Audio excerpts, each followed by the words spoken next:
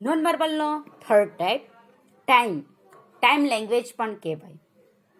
હવે ટાઈમ પણ લેંગ્વેજ હોતી હશે? યસ, ટાઈમ પણ લેંગ્વેજ છે. જો વિચારો તો તમારે જે લેક્ચર આવે છે તે એનો ફિક્સ ટાઈમ હોય ને, કે પહેલો લેક્ચર આટલાથી આટલા ટાઈમ સુધીનો, સેકન્ડ લેક્ચર આટલા ટાઈમ સુધીનો, ધેન બ્રેક. તો ક્યારેક 3 લેક્ચર, તો ક્યારેક 4 લેક્ચર, બરાબર છે. વીકમાં જસ્ટ 6 ડેઝ આપણે ભણવાનું, 1 ડે હોલિડે. એ જ રીતે બિઝનેસની અંદર પણ હોય છે, ટાઈમ અપાતો હોય છે. જો તમે વિચારો તો જે તેની માટે તમે અપોઇન્ટમેન્ટ લો, that is the time language, બરાબર. એ જ રીતે ત્યાં તમારે પહોંચવાનું હોય, જે તે સ્થળે તમારે 9:30 એ પહોંચવાનું છે, તો તમે 9:30 પહેલાં પહોંચી જાઓ છો. તો આ જે કાંઈ છે તમે ધ્યાનમાં રાખો છો તેને કહેવાય ટાઈમ લેંગ્વેજ. એવું જ કંઈક છે, જોઈએ. Just as there is a body and space language, there is also a time language. જે રીતે બોડી અને સ્પેસ લેંગ્વેજ છે એ જ રીતે ટાઈમ લેંગ્વેજ છે. That is how we give meaning to time communicates to other. જે રીતે આપણે કોઈ સાથે વાતચીત કરવા માટે જે ટાઈમ આપીએ છીએ તે એવો કંઈક મિનિંગ આપી શકાય. To illustrate, ઉદાહરણ તરીકે, think about how you manage your daily schedule. વિચારો છે તમે જે ડેઈલી શેડ્યુલ બનાવ્યું છે તે એના વિશે વિચારીએ તો કેવું છે? તો કે આટલા ટાઈમ સુધીમાં આપણે ઉઠી જવાનું, આટલા ટાઈમમાં મેં કોલેજે પહોંચવાનું છે, તો મારે ઘરેથી આટલા ટાઈમ સુધીમાં નીકળી જવું પડે. હું આટલા ટાઈમે કોલેજેથી છૂટીશ, આટલા વાગે હું ઘરે પહોંચીશ. આ જે કાંઈ છે તે એ બધું ડેલી શેડ્યુલ, એ પણ ટાઈમ લેંગ્વેજ જ છે. Do you arrive early for most appointments? જ્યાં અપોઇન્ટમેન્ટ તમે લીધેલી હોય ત્યાં મોસ્ટલી વહેલા પહોંચી જાઓ છો. આ જે છે તે એ ટાઈમ લેંગ્વેજ જ. Do you prepare agendas for meeting? તમે મીટિંગ માટે અજેન્ડા પ્રિપેર કરો છો? તો અજેન્ડા એટલે શું? તો કે તમે જોયું હશે જે તે મીટિંગ લેનાર પર્સન છે તે વારંવાર એક કાગળની અંદર જોતા હોય છે. તેની અંદર શું લખેલું હોય? You know that? તેની અંદર જે તે મેઇન પોઈન્ટ લખેલા હોય છે કે આ ડિસ્કસ કરવું, એના પછી કયો પોઈન્ટ ડિસ્કસ કરવો, કે કઈ રીતે બોલવો, એ બધું થોડુંક ટૂંકમાં એક નોટ તૈયાર કરેલી હોય છે, એને કહેવાય અજેન્ડા. મોટા ભાગે જે તે પર્સન મીટિંગ લેતી વખતે આ બનાવતી જ હોય છે. એ શું બતાવે છે? એ પણ ટાઈમ લેંગ્વેજ જ. એટલે એને કન્સેપ્ટ રહે કે મારે અડધા કલાકમાં મીટિંગ ફિનિશ થશે કે કલાક જોઈ જશે તે. અને આ જે ટાઈમ છે તે આવી ગયું time language. How you respond to time communicates to other. બીજી કોઈ અન્ય પર્સન સાથે કોમ્યુનિકેશનનો તમે કઈ રીતે રિસ્પોન્ડ આપો છો, એ પણ ટાઈમ લેંગ્વેજ છે. આવું હતું કંઈક આપણું ટાઈમ લેંગ્વેજ. નેક્સ્ટ છે પેરા લેંગ્વેજ, એટલે પરિભાષા. એટલે શું? તો કે જે તે સેન્ટેન્સમાં આપણે અમુક વર્ડ્સ પર ફ્રેઝિસ કરીને, ઇમ્ફેસિસ કરીને, ફોકસ કરીને જે બોલતા હોઈએ, ઇમ્પોર્ટન્સ આપીને જે બોલતા હોઈએ, તે રીતની જ્યારે લેંગ્વેજ બોલીએ એને કહેવાય para language. Para language means like language, ગમતી ભાષા, તેના જેવી ભાષા. The study of para language focuses on how you say what you say. Study para લેંગ્વેજનો સ્ટડી એ શું છે? તો કે કેવી રીતે તમે શું બોલો છો, શેના પર ફોકસ કરો છો, તમે જે કંઈ બોલો છો એમાં શેના ઉપર ઇમ્પોર્ટન્સ આપો છો, તે matter. It is the fourth type of non verbal communication. એ નોન વર્બલ કોમ્યુનિકેશનનો ફોર્થ ટાઈપ છે, ચોથો ટાઈપ છે. એનો બીજો વર્ડ છે પેરાલિંગ્વિસ્ટિક.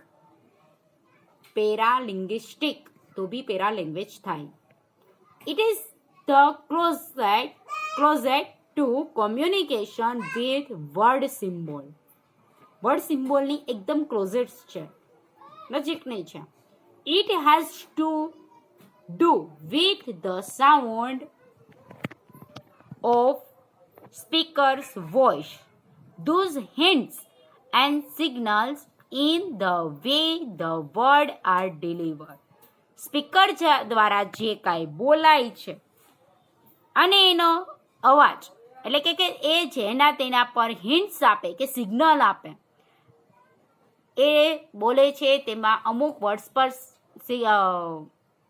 ફોકસ કરતા હોય, ઇમ્ફેસિસ કરતા હોય, ભાર દેતા હોય, ઇમ્પોર્ટન્સ આપતા હોય, હિન્ટ આપતા હોય, એ બધું જ આ પેરા લેંગ્વેજ ગણાય. ટુ ઇલ્યુસ્ટ્રેટ, એને વધારે ક્લિયર કરવા માટે આપણે આ મેટરને ક્લિયર કરવા માટે એક એક્ઝામ્પલ આપેલું છે. ઉદાહરણ તરીકે, read the following series of statements, emphasis the underscored word in each. એમાં જે બોલ્ડ કરેલા છે એ વર્ડ પર ઇમ્ફેસિસ ભાર આપી અને સ્ટેટમેન્ટ એ વિધાનને ની સિરીઝ રીડ કરું.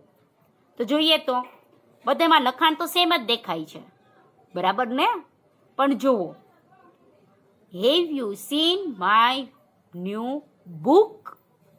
શેના પર ફોકસ કર્યું? તો કે બુક પર, બરાબર. મારી નવી બુક જોઈ, મારી નવી બુક જોઈ, એટલે મેઇન ઇમ્પોર્ટન્સ કેના પર અપાય છે? બુક પર. તો કોઈ એવી રીતે બોલે, have you seen my new book. Book તો જોઈ, પણ કેવી? નવી બુક જોઈ મારી. કોઈ એવી રીતે કે ઘણી બધી બુક, પણ એમાં નવી બુક જે છે ને એ જ તે જોઈ કે કેમ? Have you seen my new book. શેના ઉપર ઇમ્પોર્ટન્સ છે? મારી બુક પર. બુક તો તે ઘણી જોઈ, પણ મારી બુક જોઈ છે એ. Have you seen my new book. તે મારી બુક જોઈ. જોવા પર ઇમ્પોર્ટન્સ છે. Have you seen my new book. Have you, તે મારી બુક જોઈ. તું જો ને તો જ ઇમ્પોર્ટન્સ, એ બધું મેટર. એટલે પહેલામાં બુક છે, બીજામાં ન્યૂ છે, ત્રીજામાં માય છે, ફોર્થમાં સીન છે અને લાસ્ટમાં યુ છે. બધાની અંદર અલગ અલગ ઇમ્પોર્ટન્સ બતાવે છે. The sentence or the group of words is the same, but the stress on different word gives it a new meaning every time it is uttered. બધા આ ઉપરના જે કંઈ સેન્ટેન્સમાં એ બધા સેમ જ છે, બરાબર. એની અંદર જે કંઈ વર્ડ્સ વપરાયેલા છે બધા સરખા છે, એક જ જગ્યાએ છે. બટ જે રીતે આપણે બોલીએ છીએ અથવા તો વર્ડને જે રીતનો આપણે ઇમ્પોર્ટન્સ આપીએ છીએ, સ્ટ્રેસ ભાર આપીએ છીએ, એ રીતે દરેક વખતે તે બોલીએ છીએ તે બોલીએ છીએ ત્યાં એનો મિનિંગ બદલી જાય છે. લાઈક એઝ પહેલાની અંદર શું કીધું? મારી નવી બુક જોઈ, અને લાસ્ટમાં શું કીધું? તે મારી બુક જોઈ, બરાબર. વ્યક્તિ પર ઇમ્પોર્ટન્સ, આમાં જે તે ઓબ્જેક્ટ પર ઇમ્પોર્ટન્સ, આમાં તેની લાક્ષણિકતા પર ઇમ્પોર્ટન્સ, આમાં જે તે પોસેસિવ સંબંધ કેની સાથે છે એની સાથે ઇમ્પોર્ટન્સ, અને આમાં ક્રિયા સાથે ઇમ્પોર્ટન્સ. કે ઇમ્પોર્ટન્સ બદલી જાય છે જે રીતે તમે ઉચ્ચારો છો, બોલો છો એ મુજબ. You can change the meaning of spoken sentences by accenting different word in H.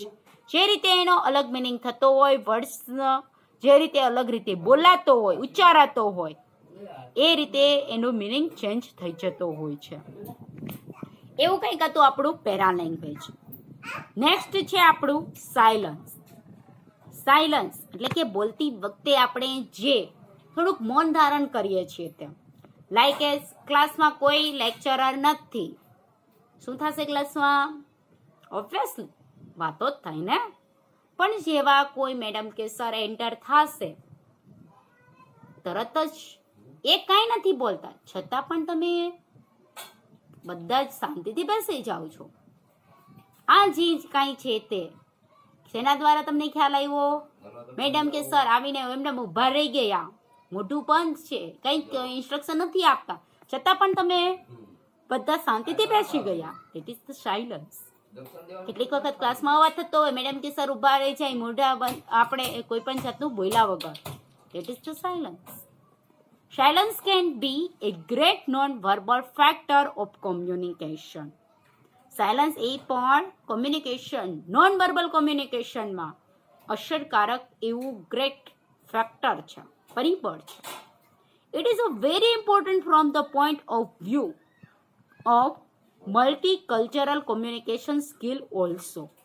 અલગ અલગ કલ્ચરમાં કોમ્યુનિકેશનમાં એનો મિનિંગ કંઈક અલગ અલગથી લેવાતો હોય છે. એટલે કે કોઈ કોમ્યુનિકેશન દરમિયાન સાયલન્સને ઇમ્પોર્ટન્સ આપે છે, કોઈ નથી આપતું. કઈ રીતે જોઈએ? People of different cultures will perceive this non verbal factor differently. અલગ અલગ કલ્ચરની વ્યક્તિઓ છે તે નોન વર્બલ કોમ્યુનિકેશનની આ જે સાયલન્સ નામનો જે ફેક્ટર છે એને અલગ રીતે સમજતી હોય છે. In Japan a business meeting may be interspersed with long periods of silence. જાપાનમાં જ્યારે બિઝનેસ મીટિંગ ચાલતી હોય ત્યારે એની અંદરના જે કાંઈ ડિસ્કસ કરનાર પર્સન છે, લોંગ સાયલન્સ, લાંબા ટાઈમ સુધી સાયલન્સ હોય તો પણ એને જ એલાઉડ કરે છે.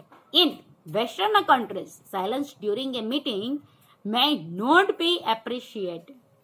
જ્યારે વેસ્ટર્ન કન્ટ્રીઝ, પશ્ચિમી જે કન્ટ્રીઝ છે તેની અંદર મીટિંગ દરમિયાન જો સાયલન્સ હોય તો એપ્રિશિએટ ગણાતું નથી, એટલે યોગ્ય મીટિંગ ગણાતી નથી, વખાણવા લાયક, પ્રશંસા લાયક ગણાતું નથી. A good communicator should know the usefulness of silence. એટલે સારા કોમ્યુનિકેટરે સાયલન્સ ક્યાં કરવું જોઈએ, કેવી રીતે કરવું જોઈએ, એની યુઝફુલનેસ વિશેનો કન્સેપ્ટ એને હોવો જોઈએ, એને જાણવું જોઈએ. આવું હતું કંઈક સાયલન્સ. હવે કેટલાક ટાઈપ્સ આપણે નોન વર્બલ કોમ્યુનિકેશનના જોયા. First body language, second space language, time language, para language. એ ચારે ચાર મેઇન ટાઈપ છે નોન વર્બલ કોમ્યુનિકેશનના. એ ઉપરાંત પણ કેટલાક ટાઈપ્સ છે, જોઈએ કયા છે. Apart from the above mentioned primary forms of non verbal communication. ઉપર મુજબ આપણે નોન વર્બલ કોમ્યુનિકેશનના કેટલાક ટાઈપ્સ જોયા, પ્રાઇમરી ફોર્મ્સ હતા. There are other forms also. એ ઉપરાંત પણ બીજા કેટલાક છે. ફોર એક્ઝામ્પલ તરીકે જોઈએ તો first is colour communicates different meaning to us. Colour communication છે ત્યાં, એટલે કે મેચિંગ નહીં હો, કલર દ્વારા પણ કોમ્યુનિકેશન થાય છે, તે આપણને કંઈક અલગ મિનિંગ આપે છે. લાઈક તમે જે તે ઓફિસની અંદર કલર જોયા હશે, મોટા ભાગે લાઇટ કલર જ યુઝ થાય છે. વાય તો કે તેનાથી લાઇટ કલરને જોતા આપણે કામ કરવા માટે ઇન્સ્પાયર થઈએ છીએ.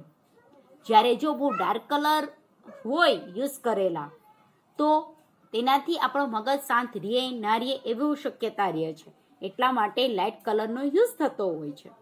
એ જ રીતે પીકે મૂવીની અંદર જે રીતે બતાવેલું છે ત્યાં બ્લેક એન્ડ વ્હાઇટ વાળું બતાવેલું છે, બરાબર ને, કે અમુક છે માટે, અમુક રિલિજન માટે બહુ સારો એવો ગણાય છે બ્લેક એન્ડ વ્હાઇટ, બરાબર. પણ જ્યારે આપણે હિન્દુ લોકો માટે તો કે મોર્નિંગ વિષાદપણું, ખેદ બતાવતા હોય એવું જણાય છે, શાંતિનું પ્રતીક ગણાતું હોય, અલગ અલગ રીતે એનો યુઝ થતો હોય છે. જે તે સેરેમનીમાં જે રીતે આપણે પહેરી જઈએ છીએ, સેરેમનીમાં જે ક્લોથિસ જે રંગના કે જે રીતે પહેરી જઈએ છીએ તે એ પણ આજથી ઓળખાય છે ને, બરાબર છે. આગળ જોઈએ તો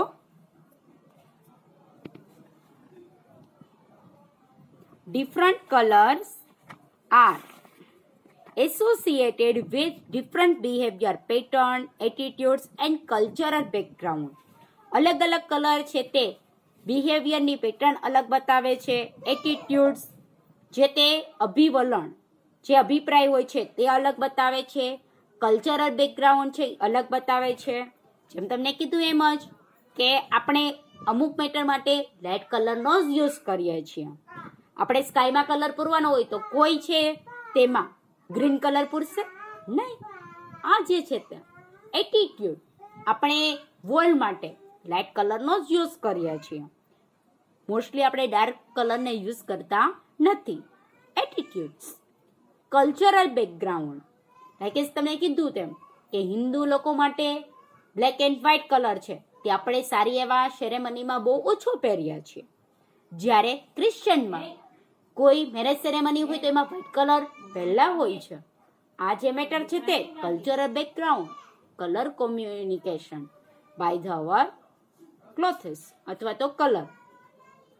સમ colours are universal associated with mirth, cheerfulness or pleasant circumstance. આ જે યુનિવર્સલી વૈશ્વિક રીતે એસોસિએટેડ કરાયેલા છે, તો કેટલાક કલર છે તે હાસ્ય પેદા કરે છે, કેટલાક છે આનંદ આપે છે, તો કેટલાક ખુશ મિજાજ એવું એન્વાયરમેન્ટ બતાવી દે છે. Pink, yellow, red, purple, blue, green are gay colours. આ જે આપણે આપેલા છે pink, yellow, red, purple, blue, બધા જ કલર કેવા કહેવાય છે?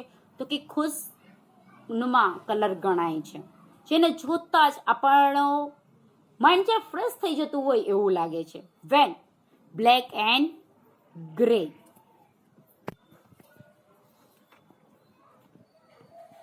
R associated with negative feelings, melancholy or sombre mood. કે જ્યારે બ્લેક એન્ડ ગ્રે કલર છે, જેને આપણે ડાર્ક કલર કહીએ છીએ, તેવા એ નેગેટિવ ફિલિંગ લાવે છે આપણામાં. મેલેન્ચોલી, નિરાશાપણું, એન્ડ ઉદાસ મૂડ કરી દે છે, બોરિંગ ફીલ કરાવે છે.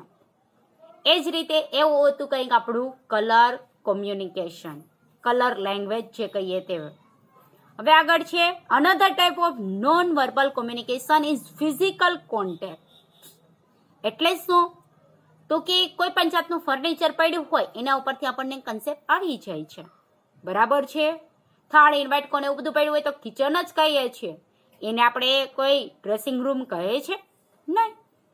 એ જ રીતે બેન્ચ ને બોર્ડ ને એવું બધું પડ્યું હશે તો ક્લાસરૂમ છે, ક્લાસીસ ચલાવાય છે એવું આપણે તરત જ ગેસ કરી લઈએ છીએ.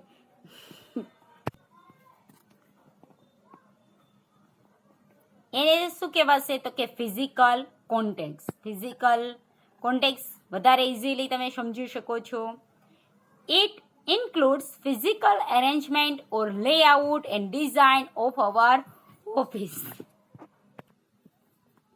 જે રીતે એમાં યુઝ થતા કોઈ પણ મટીરિયલ કે જે રીતે એરેન્જ કરેલા હોય, ગોઠવેલું હોય, તેનો દેખાવ, એની ડિઝાઇન આપણી ઓફિસની છે તે એ બધું જ એમાં ઇન્ક્લુડ થઈ જાય છે, સમાવિષ્ટ થાય છે. In an office the physical arrangement, furniture, carpeting, size, location and decorations all communicate meaning to us and to others.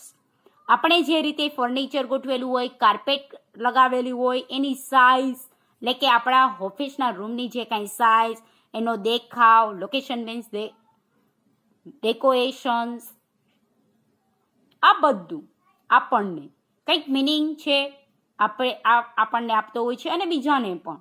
Like તમને કીધું એમ જ કે બેન્ચીસને એવું પડેલું હોય તો તરત જ ખ્યાલ આવી જાય કંઈક ક્લાસીસ થતા હશે, આ ક્લાસરૂમ છે, બરાબર? સોફા ને એવું બધું પડેલું હોય તો હોલ છે આપણે તરત કહીએ છીએ, બરાબર? એ જ રીતે મોટો એવો હોલ હોય અને થોડું ઘણું ડેકોરેશન હોય તો આપણે તરત જ કહીએ છીએ કે આમાં કંઈક આપણું કે મોટાભાગનું જે ક્યારે પબ્લિક સ્પીચને અપાતું હશે એ જે તે છે તે બધું જ ફિઝિકલ કોન્ટેક્ટ કહેવાય. એ પણ એક નોન વર્બલ કોમ્યુનિકેશન જ છે. અહીંયા આપણે નોન વર્બલ કોમ્યુનિકેશન ફિનિશ કરીએ છીએ. હવે એક વાત દોરી દઉં કે જ્યારે નોન વર્બલ કોમ્યુનિકેશનની શોર્ટ નોટ પૂછાય તો જસ્ટ 4 જ લખવાના રહે છે. આ તો છે આપણા સિલેબસમાં એટલે ભણી લીધા.